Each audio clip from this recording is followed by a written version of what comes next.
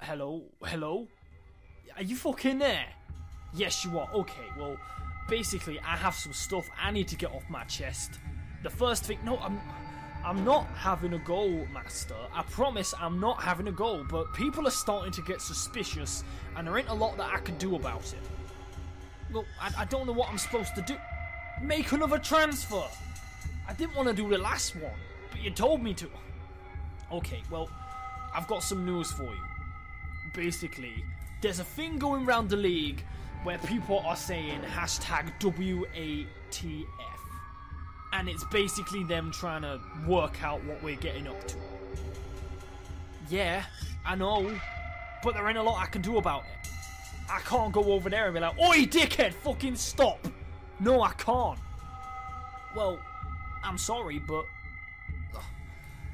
Okay, I'll make another transfer, but you need to do something about this. Because if they find out what we're planning, then we is fucked, mate. Okay.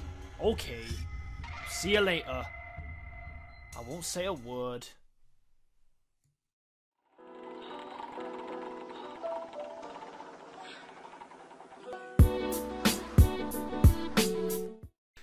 How is it going, PPL fans, and welcome back to PPL Division 2 Season 4 Week 7, where this week Birmingham Spritzee will be playing against Parasect Germain and my old nemesis Shroomraver.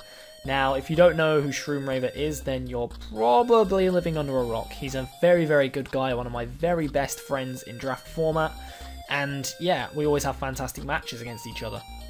But before we get into the team and all of that jazzy shiz, I've just got to make a couple of announcements. One is more of an apology, well, two apologies. One, I apologise that my battle has been delayed this much, because basically I've done a lot of uni work over the past couple of weeks. I've had a massive 4,000 word essay that I've been trying to write, and I've also had to be juggling that alongside like a move back to Carlisle. So yeah, I've had to postpone it for that, but now the essay's done, I can get back to doing PPL shiz. The other apology is for the audio in this being very bouncy. My room in Carlisle is very, very echoey, I guess, so I'm trying to, you know, cut out some of the echo, but when you've got bouncy walls, it kind of just, you can't really help it. And yeah, the other announcement is probably one that you may have already figured out. We have made a transfer. Swagnet has commissioned a transfer for Birmingham Spritzee. We have decided to drop, unfortunately, a fan favourite Mantine and use the money from his sale to fund two transfers. One for Quillfish, who is very, very fun to use, and another which will remain secret until we get into the team, because it's a fun Pokemon. And yeah, the team that Shroom has is Necrozma, Terrakion, Mandibuzz, Mamoswine, Zapdos, Araquanid, Salazzle, Zangoose, Mawile, Tangela, which will appear on screen now. And yeah, the team that we are bringing is going to be Quillfish, Latias, Tapu Koko, Mega Sizzle, sorry, and Gigalith, alongside our other new transfer, which will be Articuno. And let's start with Articuno. Let's move him there for now. And yeah, let's start with Articuno, because he's really fun, because he's one of the cruxes of this team. I have on this Articuno U-Turn, Ice Beam, Bubble Beam, and Roost. We have Double Beam, Bubble Beam, Double Bubble, Toil, and Beam. I don't know. We have 220 speed, 220 special attack, 4 defense, 4 special defense, and 60 HP EVs. Now, the reason for that is that I didn't need any more than 220 speed EVs and an expert belt to secure a 2-hit KO on Terrakion, Mamoswine, and Salazzle after Stealth Rocks. Bubble Beam was the only way I could hit all of those threats effectively with Articuno. I could have gone Hurricane, but I didn't feel very confident in the accuracy. Didn't necessarily want to have to risk it either. So instead of going Wise Glasses like I originally planned, I went Expert Belt with Bubble Beam, because who doesn't want to use Bubble Beam Articuno? It's good fun. Articuno's cool. And yeah, the speed is just enough to outspeed Mamoswine, who I can then 2-hit KO with Bubble Beam. So that's really cool. Articuno is going to be very fun this game. I went with Ice Beam over Freezy Dry because Araquanid didn't seem like an obvious bring here. It didn't seem like the type of Pokemon that would be coming to a game like this because I have a lot to offensively pressure it and I outspeed a lot of, I outspeed it with like everything except Gigalith. So it felt like it was a little bit redundant. And yeah, let's go on to the other crux of this team, Qwilfish. Qwilfish here I wanted to bring with Sword Stance instead of Toxic because the amount of work it would have done versus Shroom's team is ridiculous. Like, it's crazy. Like, everything, like all of his offense, like his main offensive threats are Mamoswine, Salazzle, and Terrakion. All three of those get 2-hit KO'd by Life Orb Aqua Jet. It's mad. It's friggin' mad, and I love it. So I thought maybe with a Sword Stance I could bust through his walls again, like, as well. I can bust through Mandibuzz and Necrozma with +2 Waterfall because Qwilfish is actually really quite offensive. It's really quite strong on the physical side. It's base 95. So unfortunately I did find out that Sword Stance was a Fire Red Leaf Green shooter move, and that meant that it was illegal to use alongside Aqua Jet and Intimidate, which was really frustrating, but sometimes you just can't really help these things.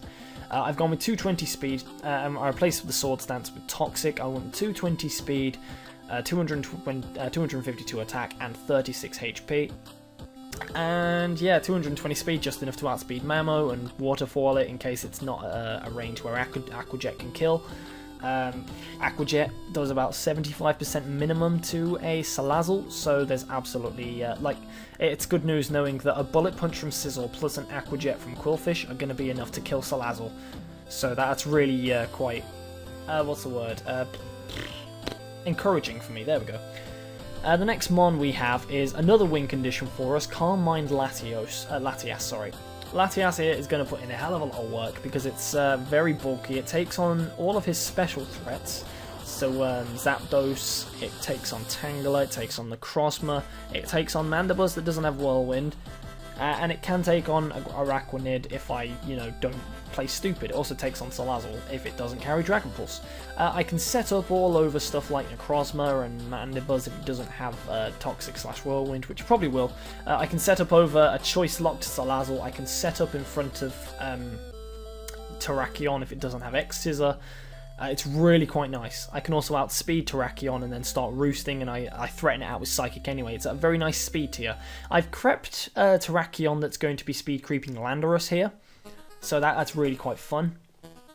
And I've gone with Psychic, Calm Mind, Roost, and Thunderbolt because I needed I wanted to go with Refresh as my last move, but I needed Thunderbolt to be able to hit Mandibuzz quite effectively. The next one we have is Tapu Koko, with 92 HP, 156 speed, 252 special attack, and 4 in both defenses, with Magnet, Volt Switch, Grass Knot, Dazzling Gleam, and Thunderbolt. This is basically to outspeed Salazzle, because Salazzle is a threat, and it pretty much OHKOs my entire squad apart from maybe Gigalith. Yeah, I can OHKO it with Thunderbolt, because it's actually very, very weak on the defensive side. Volt Switch is nice for momentum, Grass Knot hits Mamoswine, and Dazzling Gleam hits Terrakion, I believe. So that's really quite nice. It's really quite nice to know that I have ways of dealing with his offensive threats very effectively. I feel like I can get some Volt Turn cores going on with Articuno, this guy, and Mega Sizzle. But speaking of Mega Sizzle, I needed a way to be able to actually switch into Mamoswine and Terrakion. And I didn't really have any other way of doing so apart from Mega Sizzle, who I've had to run very defensively this week with U-Turn, Bullet Punch, Hidden Power Ground, and Roost.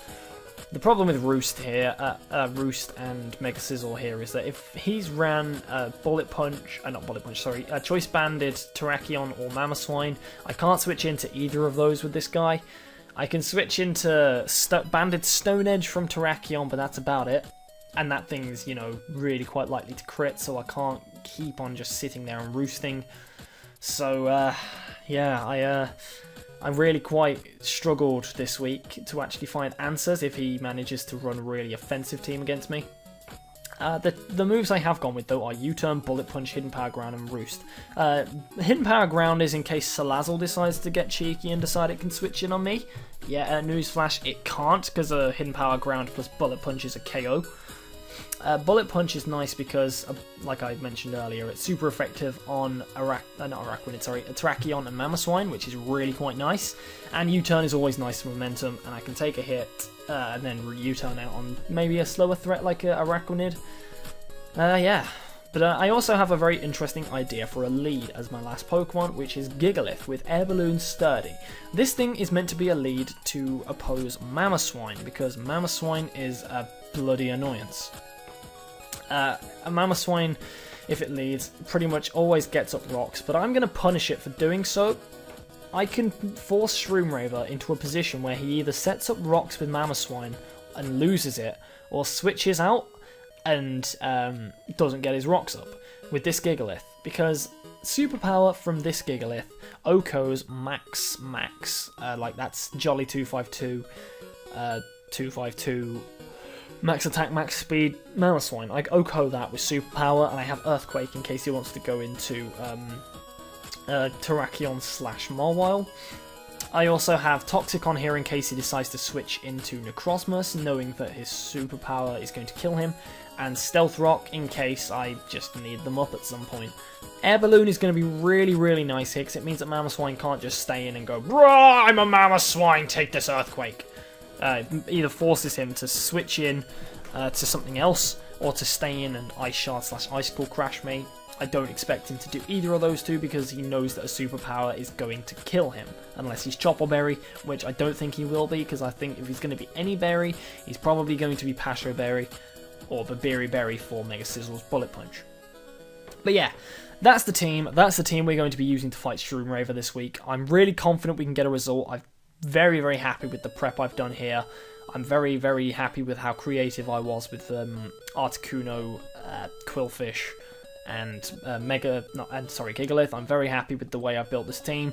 I feel like I have a great shot of winning, so let's get into the match and see what happens. I'll see you when we're actually, you know, preparing for the match and stuff.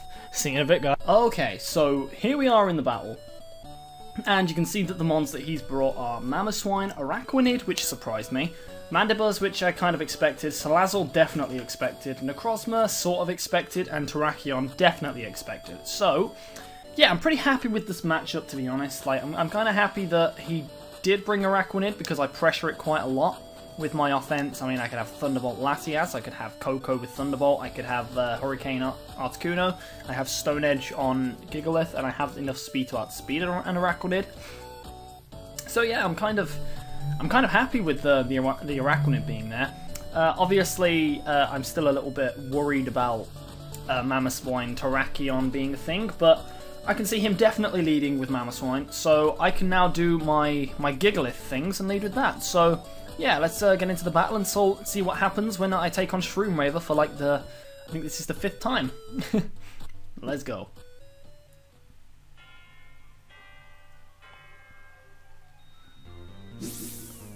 So I am challenged by Pokemon Trainer Dave. I love his character, and yeah, good luck.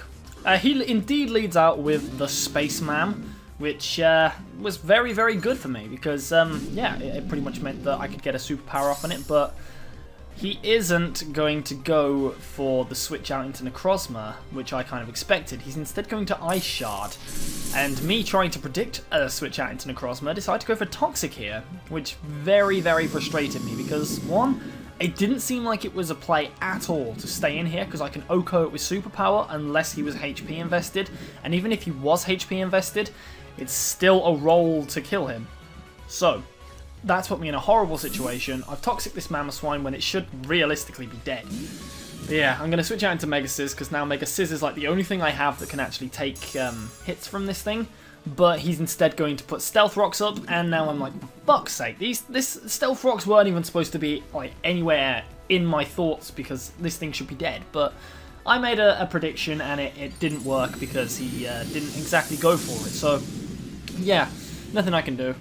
I am instead now deciding to Mega Evolve and go for U-turn. Now, I'm expecting him to have Hidden Power Fire, like I said in the team builder. I really expect a Hidden Power Fire here, but I know that Anivia, my Articuno, is going to take literally nothing from a Hidden Power Fire here.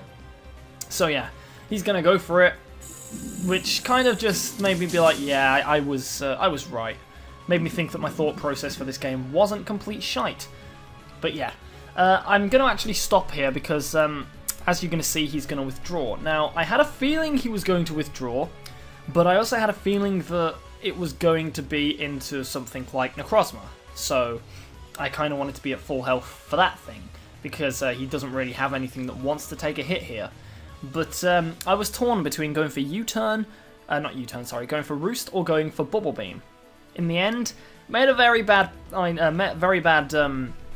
decision, and as you're going to see, I go for the Roost. But what didn't occur to me was him going into Salazzle. Now, if I'd have clicked Bubble Beam here, I would have definitely taken a massive chunk off of this thing, and yeah, instead I go for Roost, which is very annoying because that damage is just going to go straight back onto Anivia, and I'm just going to stay in here and hope that if he's Scarfed, then I can live, but that kind of shows me that nothing, because it crit me. So I don't know what this Salazzle is. It could be Scarfed, it could be Specs, it could be, you know, Focus Sash or something. So I decided to go out into Fizz to offensively check it. The Intimidate goes off.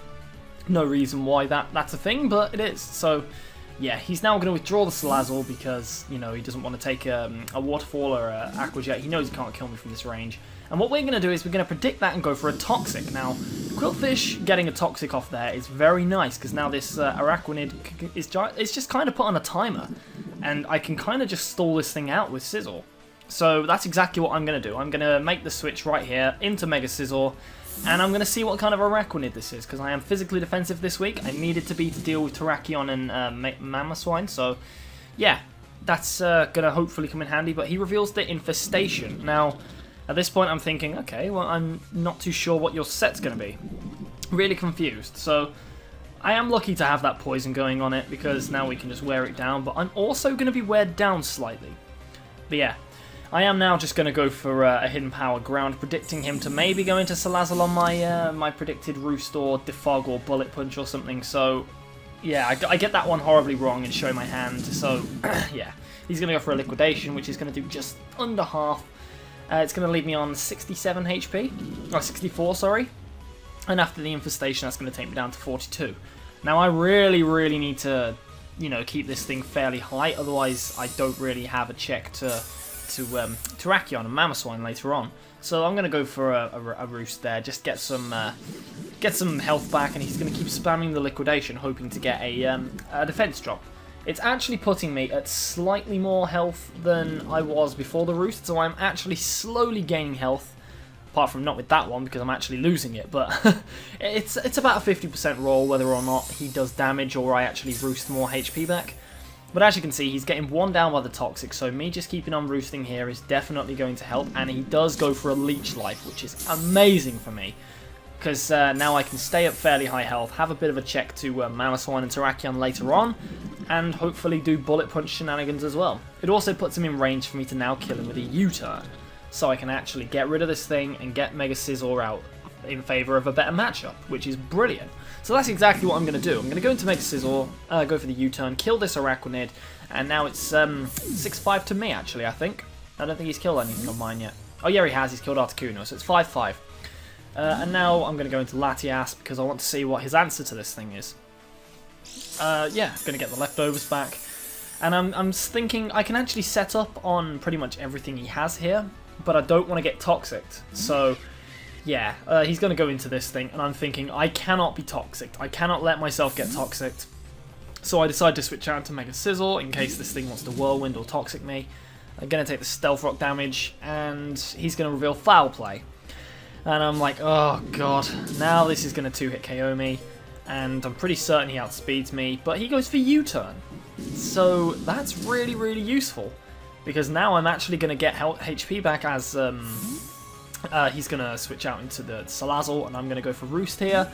So Mega Scizor's keeping itself at a fairly decent amount of health, and I'm slowly chipping his team down to a point where Latias can bulk through and just win it for me. So yeah. Obviously this Salazzle's a threat, so I've decided that I needed to try and gauge its set.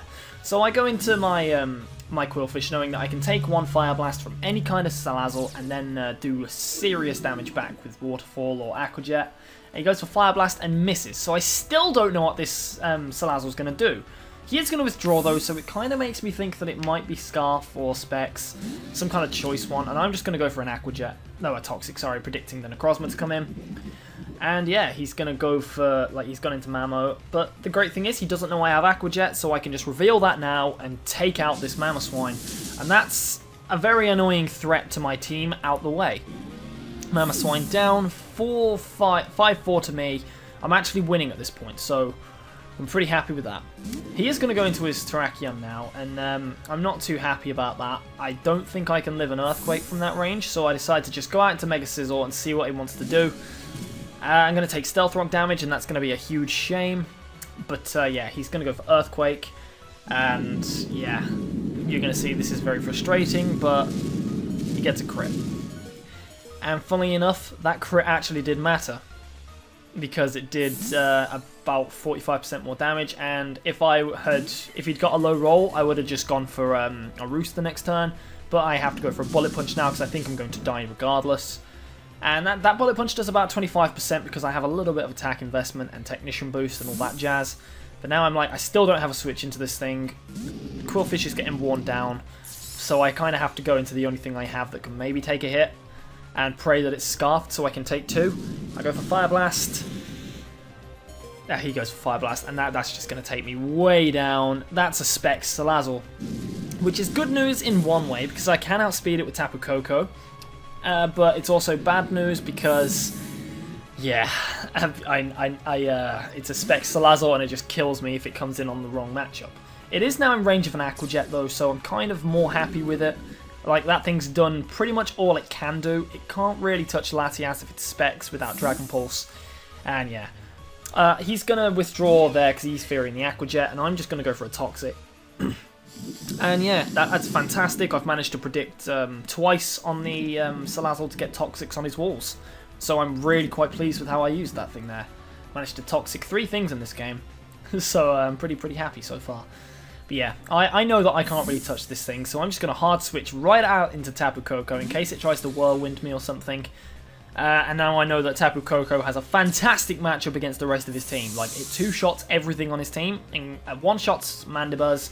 It kills Salazzle from where it is in electric terrain. It 2-shots Terrakion. And it I think it kills this thing, Necrozma. I don't remember if I'd already said that or not, but it does indeed kill Necrozma with 2 Thunderbolts. So, yeah.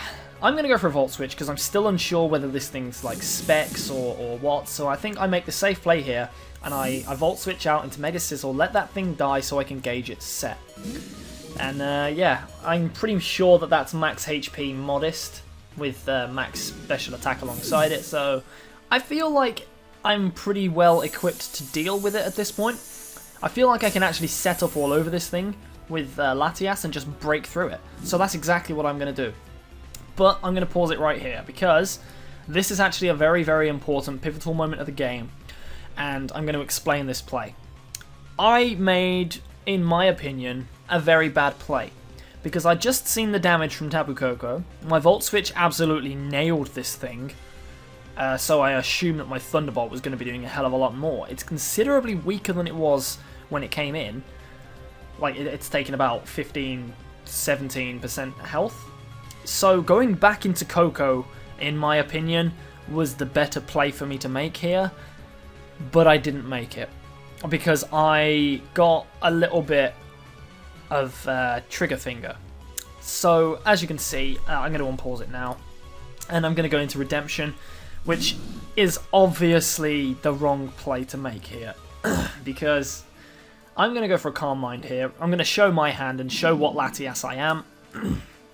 So, yeah, I was pretty certain that I could take on the rest of his team and just sweep from this point. But he's going to reveal his own Calm Mind. And now I'm a little bit worried. A little bit concerned, to be honest. Because that thing is now sitting in front of me with Calm Minds, a potential Shadow Ball and Dark Pulse. And it has recovery as well, and this is going to turn into a little bit of a stall war. So I realised I need to get this thing as low as possible and get myself as high as possible as quickly as I can. So I'm going to probably only show you about the first 5 turns of this this little bit of a stall war. Because let's face it, this is going to go on for a very long time. And as Streamraver did in his side of events, I'm just going to skip to the end after this bit. So, yeah, basically, as you can see, I'm setting up Calm Minds, he's setting up Calm Minds, and I'm going to show you here that, well, not this one, I think it's the next turn I go for Thunderbolt. But yeah, I am eventually going to go for a Thunderbolt, just to kind of gauge what kind of set this thing actually is. I'm pretty certain it's max HP, max special attack, but he is going to reveal Iron Defense here, and that's where I realise that, yeah, this thing is probably going to have stored power, and that's going to screw me over. Because this thing's now at +2, +2, +2, stored power's now at about, I think it's 120 base power, and it's going to start stinging. So I decide here, it's pretty low. I think I actually 2-hit KO it with Thunderbolt from this range after Flamethrower damage, but he is going to go for Calm Mind. I was thinking if he maybe decided to go for another Iron Defense, I could have caught him off guard there. And yeah, he's going to go for Moonlight next turn. After I go for, I think I go for another Thunderbolt. Just trying to keep this thing at low health so it kind of has to use all of its Moonlights. Because I feel like I can actually win this Store War because it has less Moonlights than I do Roosts. So yeah, I have to go for Thunderbolt here, keep this thing at as low as possible. It's not going to take it down enough for me to have to, you know, it's not going to take it down enough to kill it next turn. So yeah, he's going to Moonlight, and I'm actually just going to skip ahead now. So yeah, I'll see you at the end of this little bit of a Store War. Okay, so here's the situation. I'm now up at, I believe, +5, +5, and he is up at +2, +4, +4. He has shown that his stored powers are doing just over half of my health at this point, because it's stored power, and once you get strong, it starts hitting like a fucking truck. And I'm slowly wearing him out of Moonlights. I'm getting him to a point where if I can kill this thing, then Coco will rip through the rest of his team. So yeah, I'm going to click play, and we're going to play this out until the end of the game. I'm going to go for Roost here. I need to keep myself at a high enough health so that he can't kill me, and I'm actually on the back foot at this point because, yeah, as you're going to see, his stored powers have started to really sting, and they're doing just more than I'm getting back. Leftovers are not going to keep me alive for much longer if I, you know, if I don't keep roosting. I do have the advantage of getting passive recovery while he's taking passive damage. And it does mean that if I keep roosting, I feel like I can break this thing to a point where I can revenge it with Coco. But that's going to start to be an absolute annoyance. He's going to keep going for stored power. And that's just, oh, it's going to take me down to 27 health. It's doing about 15 to 20 damage. If he gets a low roll, I gain a bit of health back. If he gets like a mid to high roll, I lose quite a bit. So yeah, as you can see, I'm stuck on the back foot. I have to get this thing low. I have to wear it down to a point where it can't kill me with stored power, and I have to make my last move a Thunderbolt so that I have any chance of killing this thing with Coco at the end. So yeah, stored power again. As you can see, it's just taking me lower and lower, and I'm not quite going to be able to actually keep this up. I need to keep Latias high. I need to keep going for like roosts, and I have to make sure that I'm doing it enough so that I don't get taken out accidentally. So I am going to go for a Thunderbolt there, and he is going to use up his last Moonlight. So yeah, that's a bit of an annoyance because now he's back up quite high, but that is his last one. He doesn't have any more Moonlights left, and I have more roosts than he has Moonlights. So I'm going to have to keep roosting as his passive damage is going to hopefully take him down to a point where I can kill him. But at this point, it's starting to feel like I've lost. He doesn't have any recovery left, so he is going to keep going for stored powers. But as you can see, it's still just ripping through me. That takes me down to 28 health. I felt like I could get maybe 3-4 roosts off maybe before I had to click Thunderbolt and take him down. And yeah, unfortunately, the battle is over. So that's going to be the game. As you can see on the next screen, I lost from timeout. And that in itself is horrible. It's a horrible, horrible feeling. I'm not going to lie to you, because from the way the game was set, if you look on the layout, I still had Coco, Quillfish, and Latias left. I had the Aqua Jet to finish off Salazzle. I had Waterfall to really sting the Terrakion. and Mandibuzz was going to die to Coco. Salazzle dies to Coco, and if I take out Necrozma, I feel like Coco and Quillfish between them can sweep. Unfortunately, it does get to a point where Terrakion, like I did learn that his Terrakion did have an Adrenaline Orb, so if I had gone out into Quillfish on it, it would have gained speed, and you know it could have done like huge damage to me. But yeah, his Earthquake couldn't kill me with the set that he was on with. He couldn't kill Coco with Earthquake from where he was because of the set. He had Sword Stance or Adrenaline Orb, Earthquake, Close Combat, and I think it was Stone Edge, I'm not too sure. But yeah, he couldn't kill me from where he was, so I felt like I had a very interesting time in the rest of that matchup. Unfortunately, we both just tried to win the game the same way. It obviously like ended up helping him out a lot because he had a lot more health than I did overall. He had more mons left, so there wasn't really much that we could do about it. I hold no ill will against him. It's just a very frustrating way to lose. But that is going to put us at 3-4 for the season. We're now in a negative differential, a negative win-to-loss ratio, and that's horrible because it's not what I wanted. I wanted to be able to go into this match, to go into next week's clash with RTK in 4-3, so that if I beat him, I could overtake him. But I can't quite do that now. I have to beat him and then keep winning in order to overtake him. And getting promoted now is going to be a hell of a task. I'm going to really need to be careful. I'm going to need to just win. I'm going to need to win out to have a chance of getting promoted now. It's not possible any other way. But yeah, good game, Shroom. Make sure you go and check him out. He's one of my very best friends on the internet. Like, he genuinely is, and his content is absolute class. Lovely guy. You'll genuinely enjoy him. If you don't watch him already, what is wrong with you? But yeah, next week we're up against RTK and his Portland Timbers, and it's going to be a very interesting game. So yeah, thank you for watching. I hope you've enjoyed this game, and yeah, I will see you later. Good luck, guys. Bye.